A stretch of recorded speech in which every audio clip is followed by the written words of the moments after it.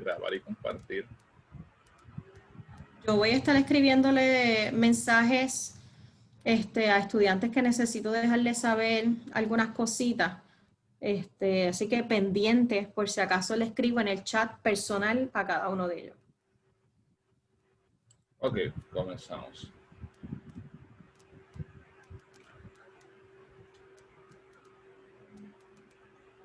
La materia degenerada. Cuando hablamos de materia degenerada, estamos hablando, por cierto, de un tipo de materia que existe en el universo.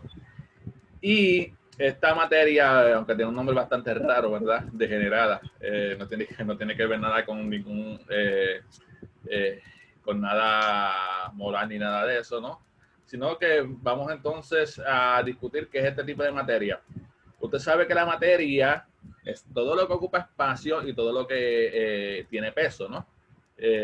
Así que la materia en sí es todo lo que existe entonces, porque no hay nada en este universo que no ocupe espacio ni tenga un peso.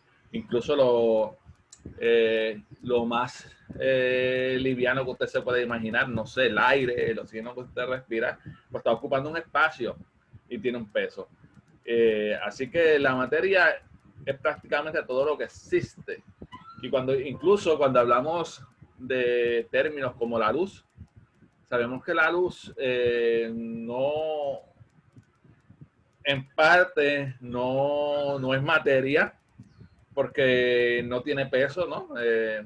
Y no ocupa un espacio, pero a la misma vez, pues es considerada una partícula, ¿no? Y las partículas son materia. Pero vamos entonces a hablar un poco sobre eso para que podamos entender qué es la materia degenerada. Seguramente en algún momento de nuestras clases pues habrás escuchado hablar de estrellas enanas blancas. En el universo hay diferentes tipos de estrellas y una de ellas son las enanas blancas y las estrellas de neutrones. Pero posiblemente nos preguntamos de qué están hechas estas estrellas, tanto las enanas blancas como las estrellas de neutrones. Pues la respuesta es de materia degenerada. Tanto las estrellas enanas blancas, estrellas de neutrones, los magnetares, que son diferentes tipos de estrellas que existen en el universo. De hecho, este tipo de estrellas son estrellas que ya están en el final de su vida, que ya prácticamente han muerto, ¿no? Pero todo muerto deja un cadáver. Y las estrellas también hacen lo mismo. Lo único que este tipo de cadáver de una estrella tiene como lo que podemos llamar una segunda vida, porque todavía continúa brillando. Lo único que lo hace del calor remanente, de la energía que quedaba de la estrella cuando murió. Ok. Y estas estrellas que han muerto, como todo en el universo, nace, crece y muere, las estrellas también, pues están compuestas de materia degenerada. Y vamos a ver qué es ese tipo de materia que llamamos hoy día materia degenerada. La materia degenerada es una forma de materia donde la presión proviene de la exclusión de Pauli. Okay. Cuando hablamos de la presión proviene de la exclusión de Pauli, la exclusión de Pauli es una teoría, ¿no? O mejor dicho, una ley que obedecen las partículas subatómicas.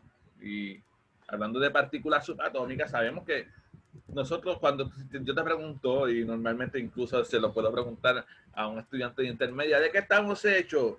Pues estamos hechos los niños me dicen, pues estamos hechos de carne, ¿verdad? De sangre y todo eso. ¿Y de qué está hecha la carne, la piel, la sangre? De células. ¿Qué hay más pequeño entonces que las células? Pues comienzan ahí, ¿verdad? Y quizás llegan hasta el núcleo de la célula. Y nos preguntamos entonces, ¿de qué está hecho el núcleo de la célula? Pues vamos entonces a lo más pequeño. Y estamos hablando de física cuántica. ¿Qué hay más pequeño que una célula, verdad? Más pequeño que el núcleo de una célula. Pues toda la materia del universo, incluyéndolo usted, como dijo la profesora, estamos hechos de átomos. Y yo diría, ¿y de qué están hechos entonces los átomos?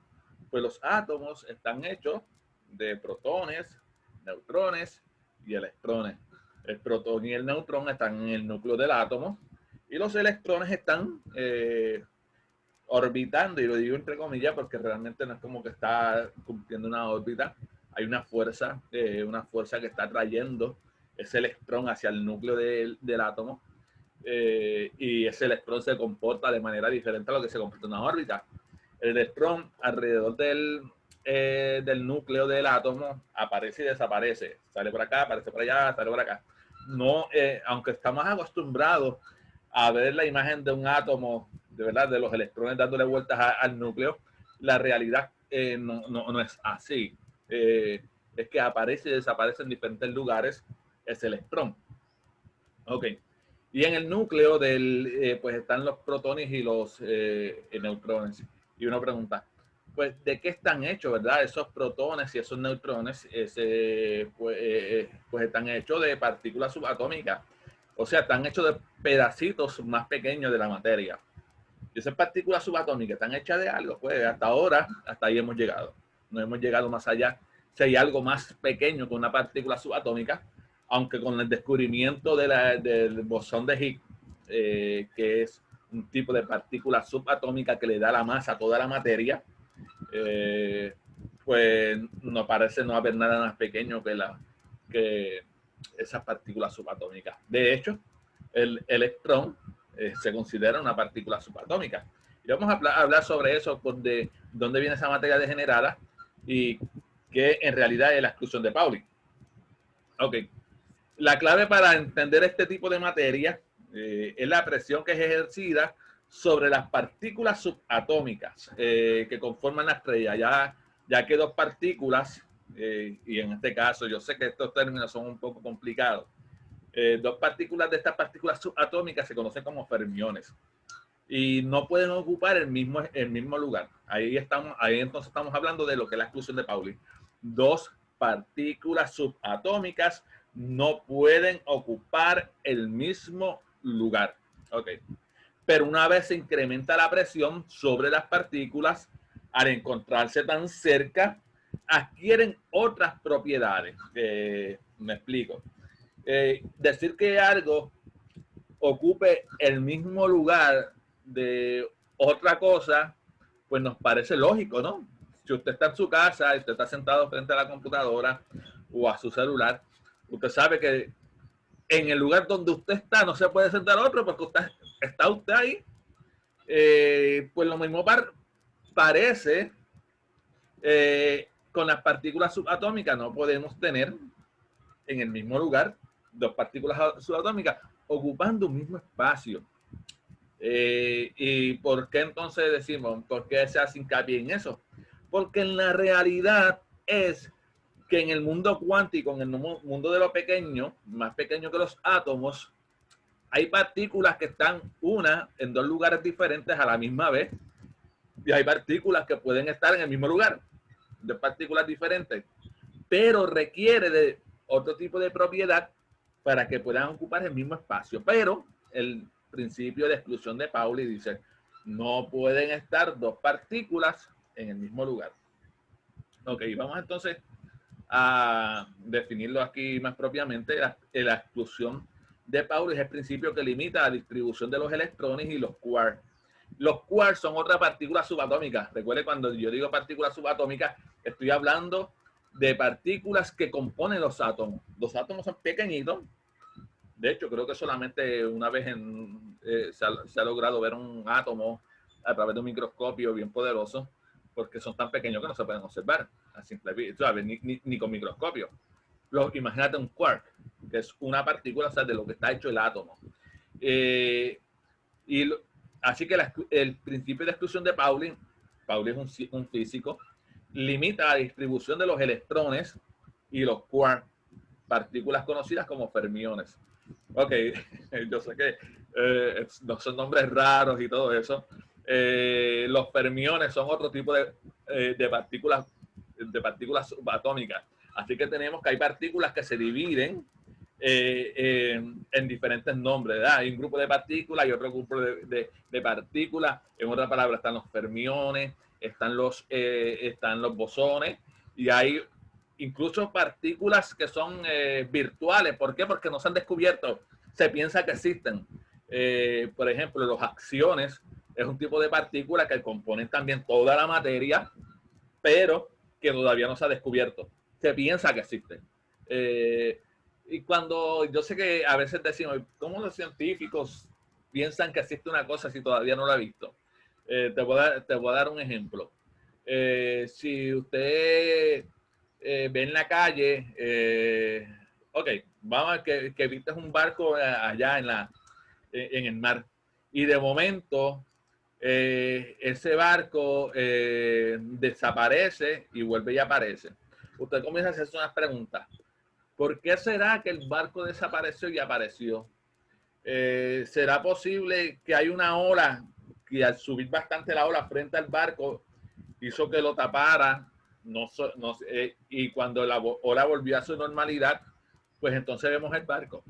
Pues entonces usted habla de una ola que es virtual porque usted no vio la ola. Usted se imagina que hay una ola y lo más probable es que fue una ola, pero usted no la vio ni la ha descubierto. Pues así mismo sucede con esto de partículas que son virtuales. Por lo que sucede a su alrededor, pues imaginamos que existen esas partículas, pero no se han descubierto todavía.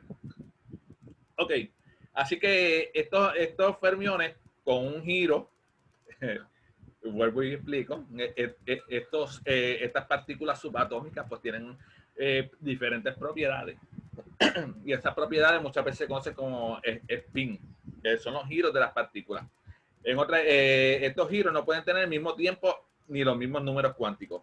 En otras palabras, no pueden ocupar el mismo espacio y tiempo simultáneamente. Así que dos partículas subatómicas no solamente no pueden ocupar el mismo tiempo, lugar y espacio al mismo tiempo, el mismo espacio, sino que también el mismo tiempo. No a la vez. Así que ahí veremos entonces que hay dos partículas que no pueden estar juntas en el mismo lugar. Pero en la naturaleza existe un lugar donde este principio se rompe completamente. ¿Dónde entonces en la naturaleza hay lugares donde dos partículas pueden ocupar el mismo espacio? ¿Dónde en la naturaleza existe un lugar donde tú y tu amigo pueden estar sentados en la misma silla a la misma vez sin molestarse y sin sentirse uno al otro? Pues estoy exagerando, porque esto solamente aplica a niveles atómicos. Pues hay un lugar en la naturaleza donde este principio se rompe. Dos partículas subatómicas pueden estar en el mismo lugar a la misma vez. Y ese lugar se conoce como las estrellas. ¿Dónde se encuentra la materia degenerada en la naturaleza? Pues en las estrellas, tanto en las estrellas enanas blancas como en las estrellas de neutrones y estrellas de quark. Las estrellas de quark pues, son otro tipo de estrellas de componentes de partículas subatómicas que todavía no han sido descubiertas. Pero las estrellas enanas blancas y las estrellas de neutrones sí. Ahí tenemos suficiente evidencia. Si han visto, se pueden observar. Este tipo de estrellas, donde en este tipo de estrellas sí pueden, dos partículas subatómicas pueden encontrarse en el mismo lugar. Ok. Las estrellas son cuerpos donde existen dos fuerzas contrapuestas de energía de fusión nuclear, que presiona desde el centro hacia afuera y la masa estelar que presiona de la superficie hacia el centro. Ok. ¿Cómo funciona la estrella? Ok, la estrella, en el centro de la estrella están ocurriendo reacciones nucleares. Y cuando usted piensa en reacciones nucleares, pues estamos pensando en explosiones. Y el tipo de reacción nuclear que hay dentro de las estrellas es fusión. ¿Y qué es la fusión? Pues cuando dos átomos chocan uno contra el otro a una velocidad tan enorme que se fusionan. Y cuando se fusionan, ese átomo se convierte en un átomo nuevo. Por ejemplo, tomamos dos átomos de hidrógeno. El hidrógeno tiene solamente un protón y un electrón y un neutrón. Permiso. Sí. ¿Cada cuánto más o menos ocurre eso? Ok, lo de la fusión nuclear ocurre todo el tiempo. Todas las estrellas están haciendo esto. Que se convierten en estrellas enanas blancas y enanas y de electrones, estrellas de electrones, pues solamente estrellas que son más grandes que el Sol y explotan y al final de su vida se convierten en este tipo de estrellas. Ahora, Eso sucede, por ejemplo, todos los días, por lo menos, entre 5, se dice, ¿verdad? Entre 5 a 10 estrellas explotan en el universo, todos los días. Lo único Y que otra cosa, sí. ¿tú crees que la gente, o sea, nosotros, vamos a usar eso como un tipo de energía, como la electricidad? Mira, qué excelente pregunta. Actualmente en la Tierra nunca se ha podido hacer fusión nuclear. Sí se ha podido hacer fisión nuclear, que es separar dos átomos. Pero fusión nuclear, que es unir dos átomos, todavía no se ha podido hacer, pero están en vías de poder lograrlo. De hacer fusión nuclear, el mismo tipo de fusión que hay dentro de una estrella, para poder crear la misma energía que se crea dentro de una estrella. Si logramos eso, créeme, que el problema de energía eléctrica o todo tipo de energía en la Tierra se va a acabar. Y se va a acabar para siempre. Porque la fusión nuclear crea tanta y tanta y tanta energía que es suficiente. Yo te diría que solamente un átomo de fusión que choque contra otro en fusión nuclear es suficiente energía para darle luz a Puerto Rico. De algo así es que estamos hablando. De tanta es la energía que se libera cuando hay fusión nuclear. Y como dije, pues eso solamente ahora mismo se da en las estrellas. En la Tierra se crea otro tipo de fisión de energía nuclear, que es separando dos átomos. Cuando separamos dos átomos, por ejemplo, tomamos un átomo de helio, lo dividimos a la mitad y se convierten en dos átomos de hidrógeno. Se libera una energía también brutal. Y la evidencia está tanto en las bombas atómicas, como también está en la evidencia en las energías de plantas nucleares en la Tierra, que también son un tipo de energía que es enorme. Pero cuando la energía son entre dos átomos que colisionan, pues la energía que se libera es mayor. Ok. Así que dentro de las estrellas está este tipo de energía que fuerza a la estrella a expandirse, porque hay explosiones nucleares en el centro de la estrella. Y nos preguntamos, ¿por qué entonces, si dentro de la estrella están ocurriendo este tipo de explosiones nucleares, por qué la estrella no explota? Bueno, porque la estrella es tan grande que tiene una energía, una fuerza de gravedad tan enorme que fuerza a la estrella a implosionar, a colapsar sobre sí misma.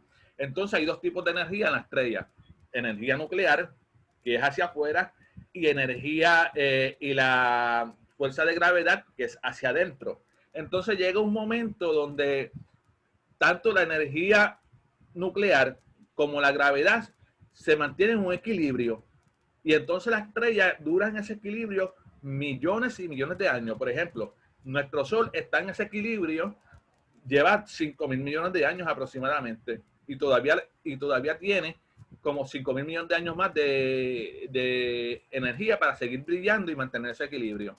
Hay estrellas que son más grandes que el Sol, que acaban el combustible más rápidamente, y cuando la energía nuclear se le acaba, pues implosionan. Igualmente a nuestro Sol le va a pasar, pero como 5.000 millones de años, y el Sol lo que va a hacer es que va a comenzar a lanzar todo el gas hacia el espacio, y va a quedar en el centro una pequeña estrella de neutrones. Ok, dicha fuerza de gravedad y la fuerza nuclear fuerte se encuentran en equilibrio, como acabo de decir, hasta que ya no quede hidrógeno. O sea, que ya no quede combustible dentro de la estrella. Cuando no queda combustible dentro de la estrella, pues no le queda otra que colapsar por la fuerza de gravedad. Lo que sucede es que imagínate que la energía nuclear dentro de una estrella es tan eficiente, y es tan eficiente que crea tanta energía, que el hidrógeno que tiene en el centro es suficiente para durar miles de millones de años. Ok, cuando esto sucede, que se acaba este tipo de energía, pues entonces ocurre una serie de transformaciones dentro de la estrella. Para que estrellas con masa de 1.44 han agotado todo su combustible nuclear, cuando digo masa de un solo, o sea, de aproximadamente 1.44, 4 átomos de hidrógeno se utilizan para formar uno de helio, y comienza a fusionar átomos de helio. En otras palabras, la estrella tenía mucho hidrógeno, se la acabó, convirtió todo el hidrógeno que tenía en helio. Pues entonces, como ya no le queda más hidrógeno, entonces comienza a fusionar helio, y comienza a fusionar átomos de helio. ¿Qué sucede? Esos átomos de helio se fusionan y comienzan a crear otro elemento, como es el carbono. El resultado es que hay una mayor emisión de energía, convirtiendo la estrella en una gigante roja como la que estamos viendo en esta fotografía. Y ese es el futuro del Sol, convertirse en una gigante roja. Cuando esto suceda, pues ya nosotros posiblemente no estemos en la Tierra. Eso se va a tragar la Tierra, de hecho, de tan grande que va a crecer. Pero al final crece tanto y tanto y tanto que las capas exteriores salen disparadas hacia el espacio y queda esto, lo que están viendo en esta fotografía, que es una nebulosa planetaria. O sea, y lo que deja en el centro es una pequeña estrella. Digo, dice así, pero la realidad es que lo que queda en el centro es una estrella del tamaño de la Tierra. Bien densa y bien caliente. Pero todo ese gas queda esparcido por el espacio. Así que en ese tipo de estrella lo que queda entonces es que ya no hay reacciones nucleares. Los átomos que quedaron se quedan bien juntos, porque la fuerza de gravedad en esa estrella es enorme. La estrella es pequeña, pero la gravedad es tanta porque tienen exageradamente muchísima materia todavía. Así que comienzan esos átomos a juntarse cada vez más y más y más. Y había dicho anteriormente que no pueden dos átomos, o mejor dicho, dos protones, no pueden ocupar el mismo espacio. Pero la presión es tanta y tanta y tanta y tanta que los protones dentro de la estrella se juntan, ocupan el mismo espacio. Y cuando ocupan el mismo espacio, dos protones se transforman en dos neutrones. Fíjense que como vemos que la materia puede adquirir diferentes propiedades. Tenemos dos protones que se convierten en neutrones simplemente por el hecho de ocupar el mismo espacio. Y eso se llama materia degenerada, que ya no da para más, porque están ocupando el mismo espacio. Yo voy a terminarlo aquí porque ya van a ser las 15, así que déjame... Muchas gracias a todos y gracias por su atención y le paso entonces a Missy.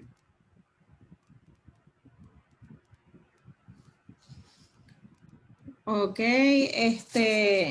miren.